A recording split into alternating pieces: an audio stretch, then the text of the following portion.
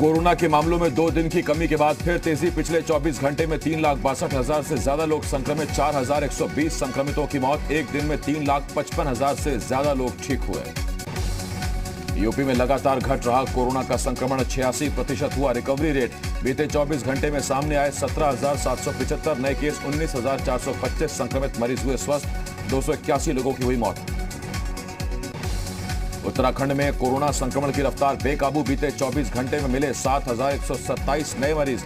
122 लोगों की मौत। राज्य में एक्टिव केस की संख्या 78,000 के पार। देश में बच्चों के लिए कोवैक्सीन के ट्रायल को डीसीजीआई ने दी मंजूरी। दूसरे और तीसरे चरण के ट्रायल के लिए मिली मंजूरी। बच्चों के लिए 2 डोज वाली होगी वैक्सीन। वैक्सीन पर सरकार के पैनल की सिफारिश। कोविशील्ड की दोनों डोज के बीच 12 से 16 हफ्ते का हो अंतर। डिलीवरी के बाद कभी भी वैक्सीन लगवा सकती हैं महिलाएं।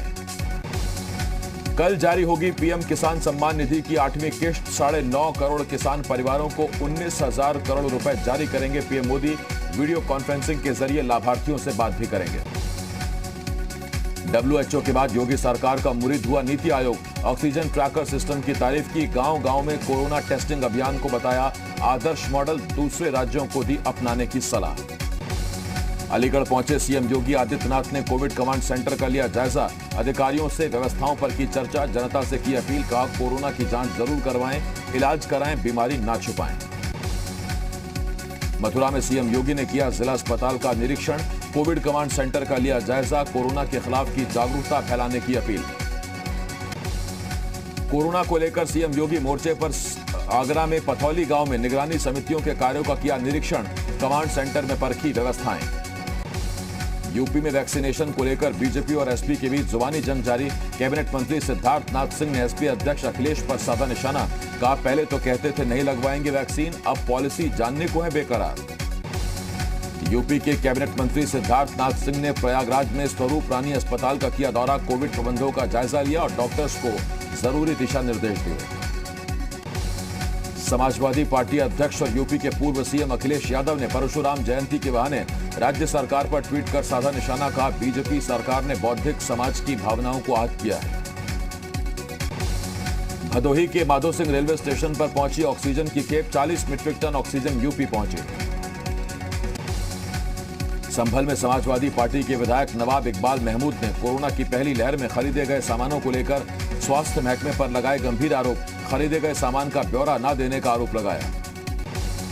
बुलंदशहर में कोरोना कर्फ्यू और लॉकडाउन के बीच सुरक्षा व्यवस्था का जायजा लेने मेरठ पहुंचे एडीजी राजीव सभरवाल। पुलिसकर्मियों को दिया आवश्यक दिशा निर्देश। औरैया में कोरोना वैक्सीन के प्रति लोगों में फैली अफवाह। डीएम ने ग्रामीण इलाकों का दौरा कर लोगों को समझाया। वैक्सीनेशन सेंटर भी गए डीएम। रामपुर में एसडीएम ने कोरोना कर्फ्यू के दौरान बाजार का निरीक्षण किया। ज्यादा दामों पर सामान बेच रहे दुकानदारों को दी चेतावनी। आगरा के उजरई कला के ग्रामीणों ने बढ़ते संक्रमण के लिए पंचायत चुनाव को बताया जिम्मेदार। ग्रामीणों का आरोप नहीं हो रहा सैनिटाइजेशन और न ही हो रही जांच। हरदोई से बीजेपी विधायक मानवेंद्र प्रताप सिंह ने कोरोना संकट से लड़ने के लिए अपनी विधायक निधि से दिए 10 लाख रुपए। पीलीभीत के बीसलपुर में बना कम्युनिटी किचन सिर्फ कागजों में ही हो रहा संचालित। 1 हफ्ते से बंद है किचन, लोग भूखे ही लौट रहे हैं। लखनऊ के मेदांता अस्पताल में भर्ती सांसद आजम खान की हालत स्थिर। आईसीयू में है सपा नेता आजम खान। सहारनपुर से सपा विधायक संजय गर्ग ने लिखा सीएम योगी को पत्र। लॉकडाउन में व्यापारियों को राहत देने की मांग की। सहारनपुर में अखिल हिंदू महासभा ने किया वृद्ध महिला का अंतिम संस्कार। महिला की कोरोना से हुई थी मौत। सहारनपुर में ईद के मौके पर बाजार की रौनक गायब। लोग घरों में ही रहकर मना रहे हैं ईद का त्योहार। एसपी सांसद शफीकुर रहमान बर्क ने कोरोना संक्रमण के चलते की अपील। कहा ईद की नमाज घरों में ही पढ़ें। वाराणसी में पुलिस लगातार कोरोना कर्फ्यू को लेकर अलर्ट कर रही है। कोरोना को देखते हुए ईद की नमाज घर में ही अदा करने की अपील की। देहरादून में मंत्री गणेश जोशी ने कोविड केयर सेंटर का किया औचक निरीक्षण। स्वास्थ्य विभाग की व्यवस्थाओं पर जताई नाराजगी। अधिकारियों पर सरकार को गुमराह करने का लगाया आरोप। उत्तराखंड में बड़ी संख्या में संक्रमित हैं पुलिसकर्मी। डीजीपी ने दी जानकारी। कहा अब तक कुल 1918 पुलिसकर्मी आए। संक्रमण की चपेट में 2 पुलिसकर्मियों की हो चुकी है मौत। बागेश्वर में कोरोना संक्रमण को रोकने के लिए स्थानीय प्रशासन ने झोंकी ताकत, पूरे शहर को किया जा रहा सैनिटाइज, माइक्रो कंटेनमेंट जोन बनाकर संक्रमण को रोकने की तैयारी। रुद्रप्रयाग के कोटेश्वर में कोरोना मरीजों के लिए अस्थायी कोविड अस्पताल का निर्माण, 40 ऑक्सीजन कंसंट्रेटर भी लगाए गए, मरीजों के खाने की भी होगी व्यवस्था। टिहरी में पुलिस ने कोरोना काल में बढ़ाया मदद का हाथ, लोगों तक दवा और राशन पहुंचाने का काम कर रही है पुलिस।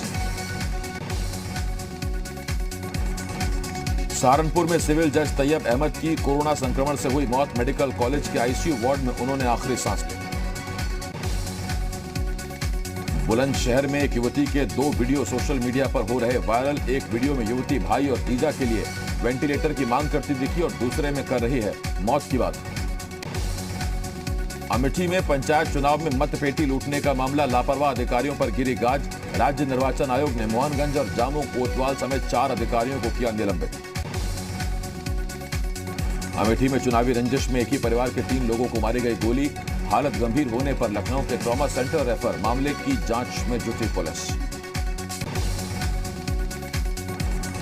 बुलंदशहर के फौजी विनोद की जम्मू में ड्यूटी के दौरान बीमारी के कारण मौत, विनोद के पार्थिव शरीर उनके पैतृक गांव स्यारली लाकर किया गया अंतिम संस्कार। मिर्जापुर में निजी अस्पतालों की मनमानी उजागर, विधायक, सीएमओ और मजिस्ट्रेट ने मारा छापा, प्रबंधक को लगाई फटकार, कार्रवाई की दी चेतावनी। पीलीभीत में संदिग्ध परिस्थितियों में मां बेटी की मौत, 2 बच्चे गंभीर हालत में अस्पताल में भर्ती, बाबा, चाचा और बुआ पर जहर देने का आरोप। कन्नौज की छिबरा मऊ कोतवाली में तैनात दरोगा पर लगा रिश्वत लेने का आरोप, पीड़ित से मांगी 60,000 की रिश्वत, दरोगा सस्पेंड।